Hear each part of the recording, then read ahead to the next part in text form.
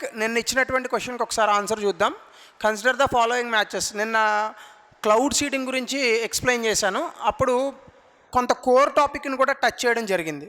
So అందులో మనకి జనరల్గా అడిగేటటువంటి ప్రశ్నలు ఏంటంటే ఇగో ఎట్లాంటివి అడుగుతాడు. మనం జనరల్గా ఇవన్నీ చదువుతాం ఎన్సీఆర్టీలో, బట్ మర్చిపోతూ ఉంటాం. ఇది కరెక్టే, ఇది కరెక్టే. స్ట్రాటస్ అనేటటువంటిది లో క్లౌడ్, ఆల్టో స్ట్రాటస్ అనేది మీడియం క్లౌడ్ యాక్చువల్గా. సో ఇది ఇక్కడ రావాలి. సో ఇన్ దట్ కేస్ ఈ రెండు ఆప్షన్స్ తప్పు. So answer would be C 3 and 4. So ఈరోజు మనం చూడబోయేటటువంటి topic last Soviet leader Mikhail Gorbachev. చాలా సుపరిచితమైనటువంటి వ్యక్తి. దాదాపుగా 20వ శతాబ్దంలో ప్రపంచంలో ముఖ్యంగా సోవియట్ యూనియన్ అలాగే పశ్చిమ ప్రాంతంలో ఉన్నటువంటి దేశాలు, పాశ్చాత్య దేశాలు ఏవైతే ఉన్నాయో ఇందులో ఈ దేశాలలో బాగా సుపరిచితమైనటువంటి వ్యక్తి. ఒక రకంగా 3వ ప్రపంచ యుద్ధం రాకుండా నివారించారు అని కూడా పేర్కొనబడినటువంటి ఒక వ్యక్తి. సో ఈయన గోర్బచేవ్. ఈయన సోవియట్ యూనియన్ తాలూకా లాస్ట్ ప్రెసిడెంట్. ఈయన తరువాత సోవియట్ యూనియన్ అనేటటువంటిది కూలిపోయి 15 దేశాలుగా విడిపోయింది. అందులో రష్యా అతిపెద్ద దేశంగా అవతరించి తన తాలూకా పని తాను చేసుకోవడం మొదలుపెట్టింది. అయితే ఇందులో భాగంగా ఈ మధ్యకాలంలో ఎందుకు వచ్చింది న్యూస్లో ఇది అంటే, ఈయన 91 సంవత్సరాలు జీవించినటువంటి ఈ వ్యక్తి ఈ మధ్యకాలంలో మరణించడం జరిగింది. 1931లో జన్మించినటువంటి ఈయన 2022లో మరణించారు. సో ఈయనకి సంబంధించి ఎప్పుడు పుట్టారు, ఎక్కడ పుట్టారు, ఇవన్నీ మనకి ఎగ్జామినేషన్స్కి అవసరం లేదు. మీకు ఏమన్నా సొంతంగా అవి చదువుకునేటటువంటి జిజ్ఞాస ఉంటే మీరు ఓన్గా చదువుకోవచ్చు. బట్ ఇక్కడ మనం తెలుసుకోవాల్సింది ఏంటంటే, న్యూస్లో ఎందుకుండి ఆయన ఎవరు, అసలు ఆయన కాన్సిక్వెన్షియల్ డెసిషన్స్ అని కొన్ని నిర్ణయాలు తీసుకున్నాడు. దీనివల్ల వచ్చినటువంటి కొన్ని పర్యవసానాలు, పరిణామాలు కూడా ప్రపంచవ్యాప్తంగా ఉన్నటువంటి అంతర్జాతీయ రాజకీయాలను ఎంతో ఘనంగా ప్రభావితం చేశాయి. అవేంటి, ఆయన సాధించినటువంటి ఘనతలు, అలాగే పెరిస్ట్రాయికా, గ్లాస్నాస్ట్ అనేటటువంటి ఒక 2 అద్భుతమైన రిఫార్మ్స్ ఏవైతే ఉన్నాయో, సంస్కరణలు రష్యాలో తీసుకొచ్చారు ఆయన. అలాగే భారతదేశంతో ఉన్నటువంటి సత్సంబంధాలు క్వశ్చన్ ఆఫ్ ద డే. ముందుగా కనుక మీరు చూస్తే ఇది అసలు న్యూస్లో ఎందుకుంది, ఆల్రెడీ మీకు చెప్పాను. Michael Gorbachev last Soviet leader died at the age of 91. అయితే ఈయనకన్నా 15 సంవత్సరాలు రాజకీయ నేపథ్యంలో అనుభవం తక్కువ ఉన్నటువంటి వ్యక్తిగా రాజీవ్ గాంధీ గారు చరిత్రలో ఉన్నటువంటి సంగతి చాలామందికి తెలుసు. అయితే రాజీవ్ గాంధీ గారు ప్రైమ్ మినిస్టర్ కింద ఉన్నప్పుడు సోవియట్ యూనియన్ నుంచి ఈయన 1886, 87 2 సంవత్సరాలలో వరుసగా భారతదేశాన్ని విజిట్ చేయడం జరిగింది. అంతేకాకుండా పార్లమెంటులో కూడా ఆయన కొన్ని స్పీచ్ ఇవ్వడం కూడా జరిగింది. ఆ క్రమంలో రాజీవ్ గాంధీ గారికి అలాగే ఈ సోవియట్ లీడర్ అయినటువంటి గోర్బచేవ్ గారికి మధ్య చాలా ర్యాపో కూడా పెరిగింది. ఈవెన్ ప్రపంచ శాంతి దూత, అంటే he is the crusader of peace అనేటటువంటి ఒక బిరుదుతో రాజీవ్ గాంధీ గారు ఆయన పిలవడం కూడా జరిగింది. అయితే ఇందులో కనుక మనం ఒకసారి చూస్తే సోవియట్ యూనియన్కి సంబంధించి ఎవరు అసలు ఈ Gorbachev? Is the last leader of the Soviet union. మీకు ఆల్రెడీ నేను చెప్పాను, 1917లో మనకి బోల్షివిక్ రెవల్యూషన్ అని మనకు ఒకటి వచ్చింది. ఈ బోల్షివిక్ రెవల్యూషన్కి నాయకుడిగా ఉన్నటువంటి వ్యక్తి ఆ రోజు ఉన్నటువంటి లెనిన్ అనే ఆయన కార్ల్ మార్క్స్ యొక్క ఫాలోవర్. సో ఈయన మార్క్సిస్ట్ లెనినిస్ట్ అనేటటువంటి కొన్ని విధి విధానాలను సోవియట్ యూనియన్లో ప్రవేశపెట్టి, సోవియట్ యూనియన్లో మొట్టమొదట సోషలిజం అనేటటువంటి ఒక ఎకనామిక్ సిస్టమ్, ఆర్థిక వ్యవస్థను ఆధారంగా చేసుకొని ఆ మొత్తం వ్యవస్థని అభివృద్ధి చేయాలనేటటువంటి లక్ష్యంతో మనకి బోల్షివిక్ రెవల్యూషన్ అనేటటువంటిది మొదలైంది. 1917 వరకు కూడా రష్యాని పరిపాలించినటువంటి జారిస్ట్ రిజైమ్ని కూలదోస్తూ 1917లో వచ్చినటువంటి అక్టోబర్ రెవల్యూషన్లో లెనిన్ అనేటటువంటి వ్యక్తి రష్యా అలాగే సోవియట్ యూనియన్ ఆ తర్వాత ప్రాంతంలో వచ్చిందనుకోండి, రష్యాకి ప్రెసిడెంట్గా ఆయన రావడం జరిగింది. అయితే ఇందులో భాగంగా సోవియట్ యూనియన్ అనేటటువంటిది అమెరికా బ్లాక్ ఏదైతే ఉందో నాటోకి వ్యతిరేకంగా సోవియట్ యూనియన్ రావడం జరిగింది. వీళ్ళిద్దరి మధ్య కూడా సైద్ధాంతిక పరమైనటువంటి కొన్ని వివాదాలు కూడా చోటు చేసుకున్నాయి. ముఖ్యంగా పాశ్చాత్య దేశాలేమో పెట్టుబడిదారీ వ్యవస్థ అనేటటువంటి దాన్ని ఫాలో అయితే, ఈ సోవియట్ యూనియన్లో ఉన్నటువంటి దేశాలు సోషలిజం లేదా కమ్యూనిజం వ్యవస్థలకు ఎక్కువగా మొగ్గు చూపడము, వీరిద్దరి మధ్య కూడా ఈ రెండు గ్రూపుల మధ్య కూడా సైద్ధాంతిక పరమైనటువంటి కొన్ని డిఫరెన్సెస్ రావడము, దీని ద్వారా కూడా ప్రపంచవ్యాప్తంగా ఎన్నో దేశాలపైన ప్రభావం పడడము కూడా జరిగింది. అయితే ఇందులో భాగంగా 1991 నాటికి ఈ గోర్బచేవ్, అప్పటికి ఈయన సోవియట్ యూనియన్ ప్రెసిడెంట్గా ఉన్నారు. అయితే గోర్బచేవ్ తాలూకా కొన్ని నిర్ణయాల వల్ల ఆ రోజుకి ఉన్నటువంటి కొన్ని సామాజిక, ఆర్థిక, అలాగే అంతర్జాతీయ పరిస్థితుల వల్ల 1991లో ఈ సోవియట్ యూనియన్ అనేటటువంటిది కూలిపోయింది. కాబట్టి ఈ సోవియట్ యూనియన్కి లాస్ట్ ప్రెసిడెంట్ ఎవరయ్యారంటే గోర్బచేవ్ అయ్యారు. He is the last leader of Soviet Union. అలాగే నేను ఇందాక చెప్పినట్టుగా he is also crusader of peace, అంటే ఒక శాంతి దూతగా ఈయన్ని రాజీవ్ గాంధీ గారు అభివర్ణించడం జరిగింది. దానికి అనుగుణంగానే 1991 ప్రాంతంలో ఆయనకి నోబెల్ పీస్ ప్రైజ్ కూడా రావడం జరిగింది. అలాగే man who ended the cold war. జనరల్గా మనకి కోల్డ్ వార్ అంటే ప్రచ్ఛన్న యుద్ధాలు ఉంటాయి మనకి, అంటే ప్రత్యక్షంగా యుద్ధాల్లో పాల్గొనకుండా యుద్ధ వాతావరణాన్ని తలపించేటటువంటి దేశాల మధ్య ఉన్న సత్సంబంధాలను మనం జనరల్గా కోల్డ్ వార్ అంటాం. ఇప్పుడు భారతదేశానికి పాకిస్తాన్కి జరుగుతుంది కూడా కోల్డ్ వారే. అలాగే ఇంకా కొన్ని ఉన్నాయి, ఇరాన్కి ఇరాక్కి జరుగుతుంది కూడా కోల్డ్ వారే.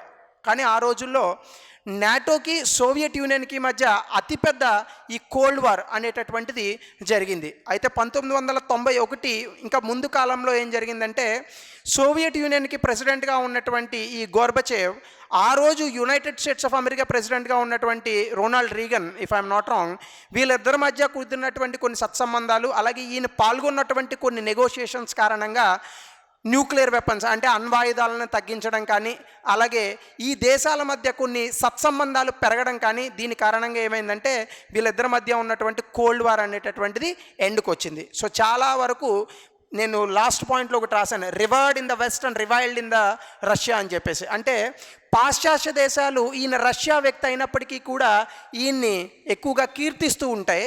ఈయన రష్యాలో పుట్టి పెరిగినటువంటి వ్యక్తి అయినా కూడా ఈయన్ని రష్యన్స్ ద్వేషిస్తూ ఉంటారు. ఎందుకు ద్వేషిస్తూ ఉంటారంటే, ఆయన్ని Russians personification of instability and decline అని కూడా పిలుస్తూ ఉంటారు. అంటే మనకి అస్థిరత అనేటటువంటిది ఒకటి ఉంటుంది, మనకి స్థిరత్వం ఉంటుంది, స్థిరత్వానికి వ్యతిరేకంగా అస్థిరత గురించి మాట్లాడుకుంటాం. అయితే ఈయన ఒక అస్థిరత కలిగినటువంటి వ్యక్తి. ఈయన కారణంగానే 15 దేశాల సమూహంగా ఉన్నటువంటి సోవియట్ యూనియన్ కూలిపోయింది అని చాలా రష్యన్స్ నమ్ముతారు. కాబట్టి ఈయన personification of instability and decline అని కూడా చెప్తూ ఉంటారు. అలాగే man who took consequential decisions, దీన్ని నేను నెక్స్ట్ స్లైడ్స్లో చూపిస్తాను. అంటే ఆయన తీసుకున్నటువంటి కొన్ని నిర్ణయాల వల్ల ప్రపంచంలో అనేక రకమైనటువంటి పర్యవసానాలు కూడా రావడం జరిగింది. Who is blamed for the decline of Soviet union, అంటే ఈయన కారణంగానే సోవియట్ యూనియన్ కూలిపోయింది అనేటటువంటి కొన్ని అంశాలను కూడా మనం పరిగణించవచ్చు. అయితే ఈ కోణంలో చూస్తే అసలు సోవియట్ యూనియన్ మీరు చూస్తే ఇది ఒకప్పటి సోవియట్ యూనియన్.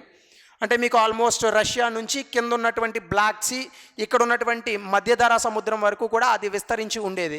ఈ పక్కన ఉన్నటువంటి ప్రాంతాలన్నీ కూడా, అంటే ఇక్కడ నార్వే, ఫిన్లాండ్, స్వీడన్ ఇవన్నీ వస్తూ ఉంటాయి. అలాగే ఇక్కడ ఉన్నటువంటి పోర్చుగల్ దగ్గర నుంచి ఇక్కడ ఉన్న యూకే వరకు, ఇంకా ఇతర ఐరోపా దేశాలు, ఈ పక్కన ఎక్కడో ఉన్నటువంటి అమెరికా, కెనడా, ఇవన్నీ కూడా నాటోలో భాగస్వాములుగా నిలిచాయి. సో దీన్నేమో మనం వెస్ట్రన్ బ్లాక్ అంటే పశ్చిమంలో ఉన్నటువంటి ఒక గ్రూప్గా అభివర్ణించే వాళ్ళం, దీన్నేమో ఈస్టర్న్ బ్లాక్ అని అభివర్ణించే వాళ్ళం. వీళ్ళిద్దరికీ మధ్య ఉన్నటువంటి వ్యత్యాసం ఏంటంటే, వీళ్ళు ఎక్కువగా సోషలిజం మరియు కమ్యూనిజం అనేటటువంటి సిద్ధాంతాలను ఫాలో అయితే, వీళ్ళు మాత్రం క్యాపిటలిజం లేదా పెట్టుబడిదారీ వ్యవస్థ లేదంటే మార్కెట్ వ్యవస్థ అనేటటువంటి సిద్ధాంతాలను ఫాలో అవుతూ ఉండేవారు. అది బేసిక్గా ఉన్నటువంటి డిఫరెన్స్. అలాగే ఈయన తీసుకున్నటువంటి కాన్సిక్వెన్షియల్ డెసిషన్స్, ముఖ్యంగా ఆ రోజుల్లో అమెరికాకి సోవియట్ యూనియన్కి మధ్య ప్రత్యన్నంగా కాకపోయినా పరోక్షంగా ఈ కోల్డ్ వార్ అనేటటువంటిది తలపిస్తూ ఉండేది. అది 1960లో వచ్చినటువంటి ఈ క్యూబన్ మిసైల్ క్రైసిస్ కావచ్చు, లేదా ఇంకా ఇతర అంశాలు కూడా కావచ్చు. అయితే ఈ విషయంలో మీరు కనుక చూస్తే కాన్సిక్వెన్షియల్ డెసిషన్స్ అనేటటువంటి దాంట్లో ఈయన ఆ రోజు ఉన్నటువంటి అమెరికాతో కొన్ని నెగోషియేషన్స్ చేశారు. ఏంటి, అణ్వాయుధాలను తగ్గించడం కానీ, లేదా రెండో ప్రపంచ యుద్ధం తర్వాత వచ్చినటువంటి వార్సా ప్యాక్ట్ అని ఒకటి ఉంది మనకి. ఈ వార్సా ప్యాక్ట్ ఏం చెప్తుందంటే, జర్మనీ జర్మనీకి ఎక్కువగా ఆర్మీని ఇవ్వకూడదు, ఐరోపాలో ఎంతవరకు ఆర్మీ అనేటటువంటిది ఉండాలి, ఇలా కొన్ని అంశాలు ఉన్నాయి. సో వీటికి సంబంధించి వార్సా ప్యాక్ట్కి లో ఉన్నటువంటి వాటికి వ్యతిరేకంగా కూడా ఈయన రష్యా తాలూకా ఆర్మీని తగ్గించడం జరిగింది. మరొక అంశాన్ని కనుక మీరు చూస్తే, ఆఫ్ఘనిస్తాన్ పైన 1980లో సోవియట్ యూనియన్ చాలా పెద్ద యుద్ధానికి తెరతీసింది. ఒక రకంగా చెప్పాలంటే సోవియట్ యూనియన్లో ఆ రోజు ప్రెసిడెంట్గా ఉన్నటువంటి స్టాలిన్ ఎవరైతే ఉన్నారో ఆయన కనుసన్నల్లో పనిచేసినటువంటి రెడ్ ఆర్మీ ఏదైతే ఉందో ఇది ఆఫ్ఘనిస్తాన్ పైన ఆక్రమణకు దిగినటువంటి సందర్భంలో పూర్తిగా రష్యా అలాగే సోవియట్ యూనియన్ తాలూకా ఆర్థిక వ్యవస్థ కుదేలైంది. సో ఈ ఆఫ్ఘనిస్తాన్ని ఆక్రమించాలని అనుకున్నటువంటి సోవియట్ యూనియన్ని, ఆ సోవియట్ యూనియన్ తాలూకా రెడ్ ఆర్మీని వెనక్కి పిలిచింది కూడా ఈ వ్యక్తే. కొంతమంది దీన్ని ప్రశంసిస్తారు, కొంతమంది దీన్ని వ్యతిరేకిస్తారు, ఒక్కొక్కరు ఒపీనియన్స్ ఒక్కొక్కలాగా ఉంటాయి. సో అందులో కూడా మీరు ఇక్కడ చూడొచ్చు. సో నేను చెప్పినటువంటి విషయాలు ఇవన్నీ. అలాగే he also limit nuclear weapons and end the cold war. ఆ రోజు ఉన్నటువంటి Ronald Reagan president of United states of అమెరికాతో ఈయన కొన్ని చర్చలు జరిపి అప్పటికి చాలా ఎక్కువగా న్యూక్లియర్ వెపన్స్ ఉండేవి. దాదాపుగా అమెరికాకి రష్యాకి కలిపి 1,00,000కు పైగా న్యూక్లియర్ వెపన్స్ ఉండేవి. ఈరోజు అవి దాదాపుగా 10,000 వరకు తగ్గాయి. అంటే ఆ రోజు ఈయన తీసుకున్నటువంటి కొన్ని నిర్ణయాలను కూడా మనం భావించవచ్చు. అలాగే మీరు ఇక్కడ చూస్తే ఈయన చేసినటువంటి అచీవ్మెంట్స్ ఏంటి, ముఖ్యంగా నేను ఇందాకే చెప్పాను చాలా మేజర్ సంస్కరణలు ఈయన తీసుకొచ్చాడు. అందులో ఒకటి గ్లాస్నాస్ట్ అనేటటువంటి ఒక సంస్కరణ, 2 పెట్రోస్ట్రాయికా అనేటటువంటి మరొక సంస్కరణ. ఈ పెరిస్ట్రాయికా అనేటటువంటిది ఏంటంటే వాళ్ళ దేశపు తాలూకా ఆర్థిక వ్యవస్థలో తీసుకొచ్చినటువంటి మార్పులు. మీకు ఇంకా ఈజీగా చెప్పాలని అనుకుంటే 1991లో మనం భారత్లో కొన్ని సంస్కరణలు తీసుకొచ్చాంగా. ఎల్పిజి సంస్కరణలు అంటాం, లిబరలైజేషన్, ప్రైవేటైజేషన్, గ్లోబలైజేషన్, సరళీకరణ, ప్రైవేటీకరణ, ప్రపంచీకరణ.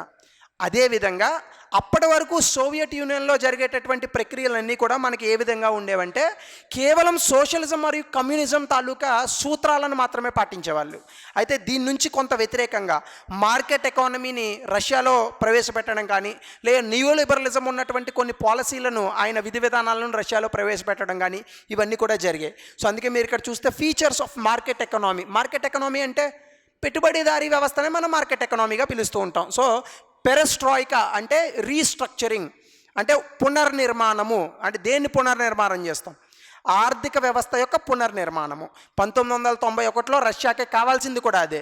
దీన్ని ఎంతమంది వ్యతిరేకించినా ఈరోజు రష్యా ప్రపంచ దేశాల్లో ఒక ఇన్ఫ్లుయెన్షియల్ దేశంగా కూడా మారడానికి ఆ రోజు తీసుకున్నటువంటి ఈ పెరెస్ట్రాయికా అనేటటువంటి సంస్కరణలు చాలా పెద్ద భాగం. అలాగే మనకి కమ్యూనిజంలో జనరల్గా మనకు ఒక ఇబ్బంది ఉంటుంది. ఏంటంటే కమ్యూనిజం సమసమాజ స్థాపన గురించి చాలా సూత్రాలు అలాగే ఇంకా ఇతర అంశాలని ప్రస్తావించినప్పటికీ కూడా కమ్యూనిజం అలాగే సోషలిజంలో ఉన్నటువంటి అతిపెద్ద డ్రాబ్యాక్ అండ్ లిమిటేషన్ ఏంటంటే ప్రజాస్వామిక జీవితం కానీ లేదా ప్రజాస్వామికంగా ప్రజల యొక్క పార్టిసిపేషన్ కానీ లేకపోవడం, ప్రజల యొక్క భాగస్వామ్యం అనేటటువంటిది లేకపోవడం. దీన్ని తిరిగి ఇవ్వడానికి డెమోక్రటైజేషన్ ఆఫ్ సోవియట్ యూనియన్ అంటే గ్లాస్నాట్, ఓపెన్నెస్, ఫ్రీడమ్ ఆఫ్ స్పీచ్ గురించి కానీ, భావ స్వాతంత్ర అంటే మన భావ ప్రకటన స్వేచ్ఛ గురించి కానీ చాలా ఎక్కువగా మాట్లాడారు. సో ఈ రిఫార్మ్స్ వల్ల కూడా మనకి ఈ డెమోక్రటైజేషన్ ఆఫ్ సోవియట్ యూనియన్ అనేది వచ్చింది. ఒక రకంగా దీని కారణంగానే సోవియట్ యూనియన్ కూలిపోయిందని కూడా భావించేటటువంటి వ్యక్తులు ఉన్నారు.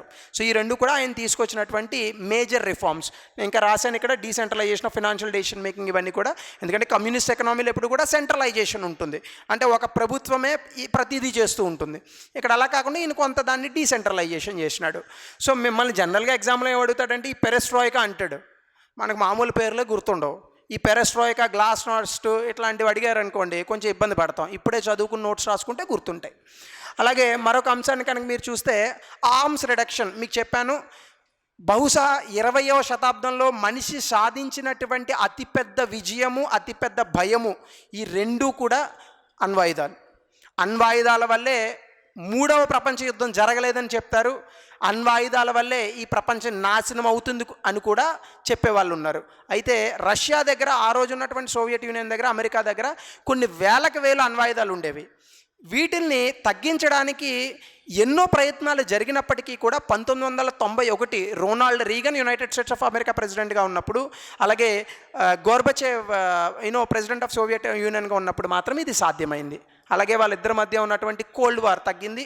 దీనికి గాను ఆయనకి ఈ western nations Nobel peace prize అనేటటువంటి దాన్ని దారాదత్తం చేయడం జరిగింది 1990లో. అలాగే కనుక మీరు చూస్తే రిలేషన్స్ విత్ ఇండియా, భారతదేశంతో ఆయనకు ఉన్నటువంటి సత్సంబంధాలు. నేను ఇంతకుముందు ఆల్రెడీ చెప్పాను, 1986 ఆ ప్రాంతంలో ఆయన భారతదేశాన్ని విజిట్ చేయడం జరిగింది. అంతేకాకుండా భారతదేశంలోనే కాకుండా ప్రపంచవ్యాప్తంగా ఈ అణ్వాయుధాలను తగ్గించాలి, ఐరోపాలోనే మాత్రమే కాకుండా ఆసియాలో కూడా తగ్గించాలి అనేటటువంటి ఎజెండాతో ఆయన భారతదేశం యొక్క సహకారాన్ని కోరుకుంటూ ఆయన భారతదేశానికి కూడా రావడం జరిగింది. అదే ఇక్కడ చెప్పాను 1986, 88. Objective was to extend disarmament initiatives in Europe to Asia. ఇందాక చెప్పినటువంటిది ఇదే. ఇందులో భాగంగానే ప్రైమ్ మినిస్టర్ ఆయన్ని క్రూసేడర్ ఆఫ్ పీస్ అని చెప్పారు, అది కూడా నేను ఇక్కడ రాశాను. అలాగే ఆయన ఇండియన్ పార్లమెంట్లో ఆ రోజు ఇచ్చినటువంటి స్పీచ్కి ప్రపంచవ్యాప్తంగా చాలా అద్భుతమైన అప్లాజ్ వచ్చింది. ఆ రోజే ఇండియన్ డిప్లొమసీ అంటే భారతదేశం యొక్క దౌత్యపరమైనటువంటి అంశాలకు సంబంధించి భారతదేశంలో చాలా పెద్ద చర్చ కూడా జరిగింది. దానికి సంబంధించినటువంటి నోట్స్ కూడా నేను ఇక్కడ ఇచ్చాను. సో ఇక్కడ మనం ఒక క్వశ్చన్ చూద్దాం. Among the following presidents of India who was the secretary general of non alignment movement. ముందుగా నేను ఈ నాన్ అలైన్మెంట్ మూవ్మెంట్ గురించి మీకు చెప్తాను. ప్రపంచం రెండుగా విడిపోయినప్పుడు, రెండుగా విడిపోవడం అంటే మొక్కలైందని కాదు నా ఉద్దేశం. రెండుగా విడిపోవడం అంటే ఒకటి సోవియట్ యూనియన్, రెండు యునైటెడ్ స్టేట్స్ ఆఫ్ అమెరికా పరిధిలో ఉన్నటువంటి నాటో. సో దీని కింద మనకి ఒక 29-30 దేశాల వరకు ఉంటాయి. దీని కింద 15 దేశాలు ఉంటాయి. వీళ్ళిద్దరూ ఏం చేసేవాళ్ళంటే నాటో ప్రపంచంలో వాళ్ళకి ఏ దేశాలు సపోర్ట్ వస్తాయి అని వెతకటూ ప్రారంభించేది. సోవియట్ యూనియన్ ప్రపంచంలో ఏ దేశాలు సోవియట్ యూనియన్ కిందకు వస్తాయని చూస్తూ అంటే ఏదో ఒక ఇన్ఫ్లుయెన్స్ చేస్తూ ఉండేది. కానీ భారత్ లాంటి దేశాలు నాటోలోని ఉండకూడదు, సోవియట్ యూనియన్లో కూడా ఉండకూడదు అనేటటువంటి నిర్ణయాన్ని తీసుకుని ఇలా మాలా ఆలోచించేటటువంటి దేశాలు మాతో జాయిన్ అవ్వచ్చు అనే అంశంతో ఈ నాన్ అలైన్మెంట్ మూవ్మెంట్ అనేటటువంటి దాన్ని తెరపైకి తీసుకొచ్చింది. కేవలం భారతే కాదు, భారత్తో కలిపి 5 దేశాలు ఈ నాన్ అలైన్మెంట్ మూవ్మెంట్ నామ్ అనేటటువంటి దాన్ని తీసుకొచ్చాయి.